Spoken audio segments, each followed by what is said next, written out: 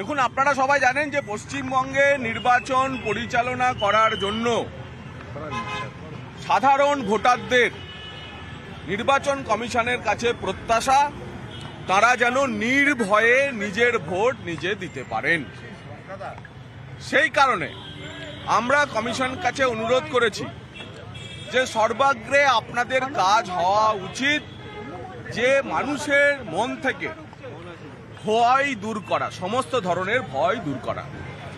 কারণ 2021-এর ভোট পরবর্তী হিংসা, তাতে প্রায় আমাদের 53 জন কার্যকর্তার প্রাণনাশ, 2023-এর পঞ্চায়েত ভোট এবং 2022-এর পুরো ভোটে যে পরপর 3টি ভোটের হিংসা পশ্চিমবঙ্গের ভোটাররা দেখেছেন, পশ্চিমবঙ্গের শান্তিপ্রিয় মানুষ দেখেছেন। সেই ভয় দূর করে ভোটারদেরকে ভোট কেন্দ্রে নিয়ে আসা এবং ভোট কেন্দ্রে নিয়ে এসে নির্ভয়ে ভোট দেওয়ানোর ব্যবস্থা করার অন্যতম দায়িত্ব হচ্ছে নির্বাচন কমিশনের। এবং আমরা উল্লেখ করেছি সন্দেশখালির ঘটনা, শেখ শাহজাহানের গ্রেপ্তারি হওয়ার ঘটনা, কারণ এই ঘটনাও প্রমাণ করে যে কিভাবে পশ্চিমবঙ্গে রাজনৈতিক দুর্বৃত্তায়নের রাজনীতির দুর্বৃত্তায়নের সঙ্গে সঙ্গে পুলিশ প্রশাসন এই ক্রিমিনাল বা অপরাধীদের সঙ্গে এক হয়ে কাজ করে। তাই অন্যান্য কোনো রাজ্যের চেয়েও কেন্দ্রীয় নির্বাচন কমিশনকে পশ্চিমবঙ্গের লোকসভা ভোট করানোর জন্য এই যে পুলিশ প্রশাসন, অপরাধী এবং রাজনীতিবিদ বা রাজনৈতিক দল, শাসক দলের যে এই বাস্তুতন্ত্র, সেই বাস্তুতন্ত্র ভাঙতে হবে এবং বায়ুমণ্ডলে নির্ভয় বাতাবরণ তৈরি করতে হবে। এই আমাদের মুখ্য দাবি ছিল।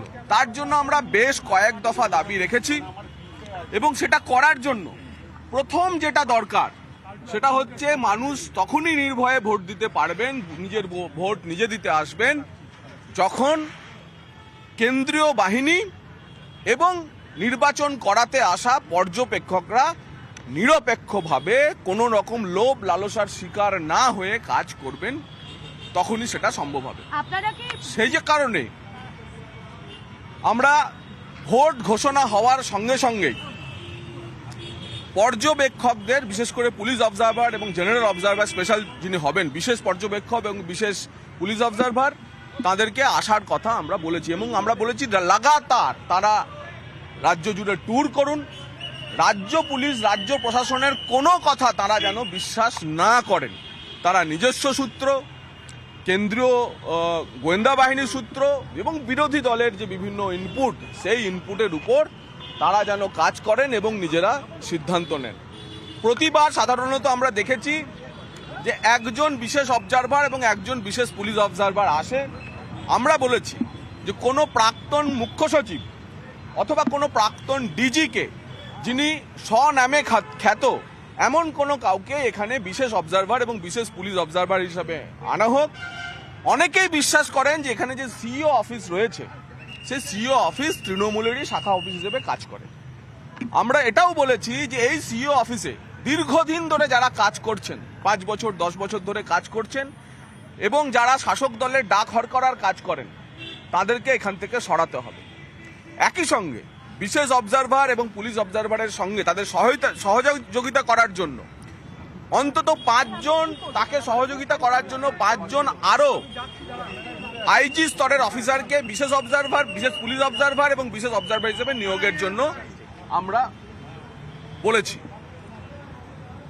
এর বাইরে যে কনফিডেন্স বিল্ডিং মেজার, অর্থাৎ এই যে সেন্ট্রাল ফোর্স আসবে, সেন্ট্রাল ফোর্সের যে 150 company central force already central force আসতে শুরু করেছে, তারা বিভিন্ন থানায় থানায় যাবেন, বিভিন্ন এলাকায় ঘুরবেন। এই এরিয়া ডমিনেশনের কাজেও লোকাল থানার ওসিদের ওপর ভরসা না করে, স্থানীয় ইনপুটের ওপর ভরসা না করে অবজারভাররা এবং ইলেকশন কমিশন যেন নিজস্ব সূত্রে জেনে পঞ্চায়েত, পুরসভা, বিধানসভা ভোটে যেসব অংশে হিংসা হয়েছে সেখানে যান, তার কথা বলা হয়েছে। এবং একইভাবে পর্যবেক্ষকদের সঙ্গে সিএপিএফ এর কোঅর্ডিনেশন আরও বাড়ানোর কথা বলা হয়েছে এবং কেন্দ্রীয় নির্বাচন কমিশন আইনের মধ্যে ভারতবর্ষের জনপ্রতিনিধিত্ব আইনের মধ্যে যা যা পশ্চিমবঙ্গে শান্তিপূর্ণ নিরপেক্ষ নির্ভয়ে ভোট করানোর জন্য দরকার তা তারা করবেন বলে জানিয়েছেন। আমাদের একটা অন্যতম দাবি ছিল যে পশ্চিমবঙ্গে 2024 সালের যে ভোটার তালিকা প্রকাশ হয়েছে সেই ভোটার তালিকায় মাল্টিপল এন্ট্রি অর্থাৎ একই ভোটারের নাম বহু জায়গায় রয়েছে, এমন ভোটারের সংখ্যা প্রায় 17 লক্ষ। আমরা বুথ ধরে ধরে বুথ ভিত্তিক সেই তালিকা আপনারা জানেন যে আমরা নির্বাচন কমিশনের কাছে তুলে ধরেছি। এই যে 17 লক্ষ মানুষ যাদের একাধিক জায়গায় নাম রয়েছে তাদের নামও যাতে বাদ দেওয়া যায় সেই দাবিও আমরা নির্বাচন কমিশনের কাছে জানিয়েছি। এবং 2 স্টেপ ভেরিফিকেশন অর্থাৎ ভোটার যে ভোট দিতে আসছে বুথে আমরা পশ্চিমবঙ্গে প্রথম চালু করতে বলেছি যে অন্ততপক্ষে 2 বার যেন ভোটারের আইডেন্টিটি পরীক্ষা করা হয়, ভোটারের পরিচয়পত্র দেখা হয়। তো আইনের মধ্যে থেকে যা যা করা সম্ভব এই আশ্বাস আমরা কমিশনের ফুল বেঞ্চের কাছ থেকে পেয়েছি। এবং একইভাবে আমরা বলেছি যে অতীতে ভোটের কাজে থেকে যাকে সরিয়ে দিয়েছিল কমিশন, যে সমস্ত অফিসারদের, পুলিশ অফিসার হোক, সাধারণ প্রশাসনের অফিসার হোক, তাদের কাউকে যেন এবারের ভোটেও দায়িত্ব না দেওয়া হয় সে কথাও আমরা কমিশনকে বলেছি। এবং কমিশন বলেছে যে অন্যান্য সব জায়গার মতো এক্ষেত্রেও যে আগে যাদেরকে ভোটারের ভোট গ্রহণ প্রক্রিয়া থেকে বা ভোট প্রক্রিয়ার মধ্য থেকে সরিয়ে দেওয়া হয়েছে তাদের কাউকে এবারেও দায়িত্বে রাখা হবে না। আমরা আশাবাদী যে পশ্চিমবঙ্গের মানুষ, পশ্চিমবঙ্গের ভোটাররা যদি নির্ভয়ে ভোট দেন তাহলে তৃণমূল কংগ্রেস নামক এই অত্যাচারী শাসক যারা কিনা শাহজাহানদের, শওকতদের, জাহাঙ্গীরদের প্রতিনিধিত্ব করেন তাদেরকে পশ্চিমবঙ্গের ভোটাররা সমূলে উৎখাত করে দেবে।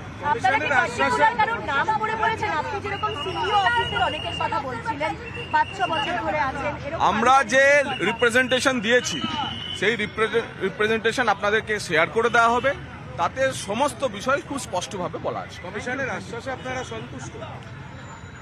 কমিশন আমাদের যেটা বলেছেন যে কোনো মূল্যে পশ্চিমবঙ্গে স্বচ্ছ, নিরপেক্ষ এবং নির্ভয় বাতাবরণ তৈরি করে ভোট করানোর দায়িত্ব কমিশনের, এবং তার জন্য যা যা করার কমিশন তা করবে। যেখানে যা ওষুধ প্রয়োগ করার আইনের মধ্যে থেকে সেই ওষুধ প্রয়োগ করা হবে বলে কমিশনের ফুল বেঞ্চ আমাদের আশ্বাস দিয়েছে।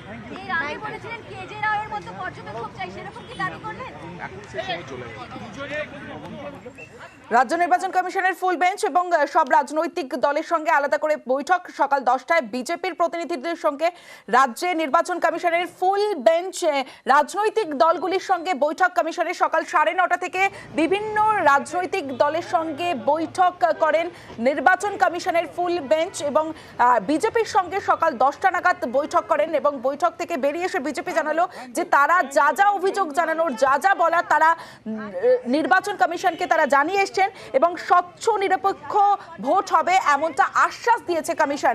আরো বিস্তারিত জানাবে সোমরাজ রয়েছে আমার সঙ্গে। সোমরাজ, হ্যালো,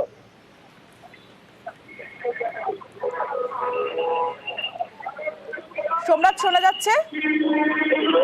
হ্যাঁ, তোমার প্রশ্নটা যদি আরেকবার বলো।